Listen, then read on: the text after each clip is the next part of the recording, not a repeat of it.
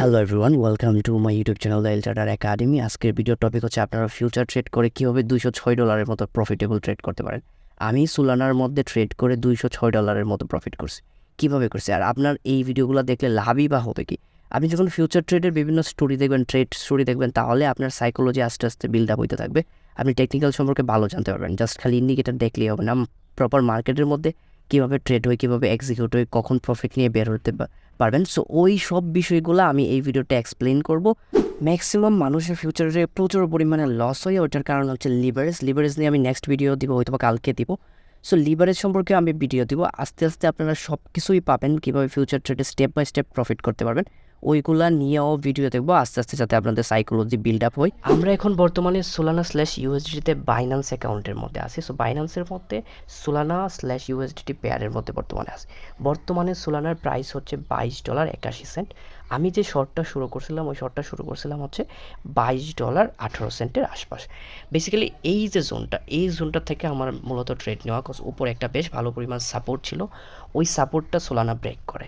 Overall এই ট্রেডটার মধ্যে তেমন হাত পাওয়া ছিল না, বাট আমার ট্রেডটা নেওয়ার একমাত্র কারণ ছিল বিটিসি ছিল 42। বিটিসি 42-এর হওয়ার কারণে আমি এইখানে শর্ট বিল্ড আপ করা ট্রাই করি।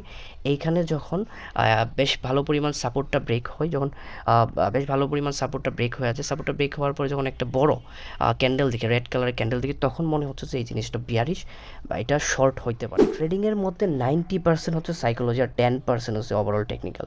আপনি যদি টেকনিক্যাল বিষয়টা দেখেন, তাহলে এই যে ক্যান্ডেলটা, এই ক্যান্ডেলটার মধ্যে প্রথমে $24 যাওয়ার পরে এই ক্যান্ডেলটা অনেক উইক হয়ে গেছে। উইক করা ক্যান্ডেল আহামরি তেমন মার্কেটের মধ্যে ইম্প্যাক্টফুল হয় না। লাইক যদি রেড কালার উইক করা ক্যান্ডেল থাকে, তার মানে বোঝা যাচ্ছে হচ্ছে এখানে সেলাররা উইক হয়ে যাইতেছে।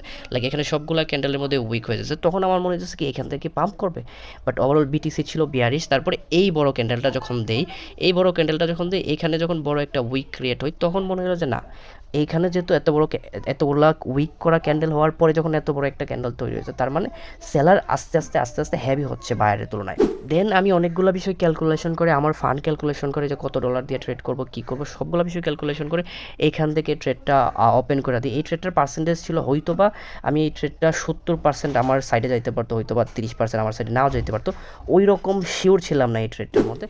তারপরেও এই ট্রেডটা আমাকে $206 মতো প্রফিট বের করে দেয়, বেশ ভালো পার্সেন্টেজ প্রফিট এই ট্রেডটা বের করে দেয়। তারপরে আমি ট্রেডটার মধ্যে আহামরি শিওর ছিলাম না, আমি জাস্ট ট্রেড নেবো বলে ট্রেড নিয়েছি। ম্যাক্সিমাম মানুষ কী করে, মার্কেটের মধ্যে ক্যান্ডেলটাকে জাস্ট ক্যান্ডেল হিসাবে দেখে, বাট এইটা ক্যান্ডেল নয়, এটা প্রাইসকে রেপ্রেজেন্ট করে actually.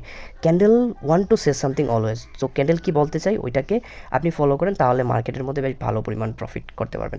Proper risk management follow করেন। যদি আপনার পুরো ফান্ড উড়ে যায়, তাহলে আপনি ট্রেড করতে পারবেন না, রিকভার করতে পারবেন না। ওই কারণে প্রপার রিস্ক ম্যানেজমেন্ট ব্যবহার করে ট্রেড করুন, বেশ ভালো পরিমাণ প্রফিট করতে পারবেন। নেক্সটে আমরা ভিডিও দেবো হচ্ছে লেভারেজ নিয়ে, কোজ লেভারেজ অনেক জরুরি ফিউচার ট্রেডের জন্য।